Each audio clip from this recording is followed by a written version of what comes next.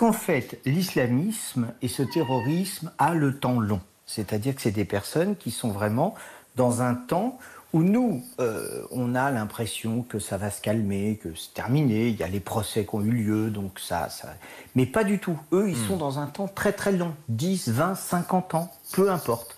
Et leur but est de neutraliser la liberté de parole, la liberté de penser, la liberté de blasphème, la laïcité en France, et c'est un de leurs buts, et ce but ne s'est pas arrêté. Il faut arrêter de croire que les choses sont simples et ils vont se stopper. Vous avez vu dans votre journal, là, vous avez parlé de ce qui se passe en Afghanistan.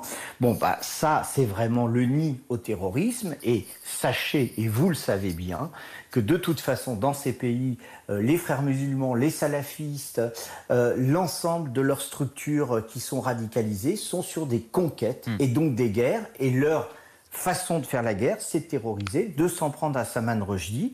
Alors, c'est une forme d'électrochoc, ce qui vient de se passer pour vous, Patrick Pelloux. Plus que ça, plus que ça. Ça prouve qu'ils sont actifs. Ça prouve que des générations qui n'ont pas connu les versets sataniques et la polémique, parce que cet homme est jeune. Ça prouve que 24 ans, ce jeune homme est américain. Il est américain, d'accord ? Donc il n'a jamais été oppressé par quoi que ce soit. Il est élevé dans la culture américaine. Mais voilà. Il est motivé, et alors, est-ce que c'est un loup solitaire? C'est l'enquête qui le dira.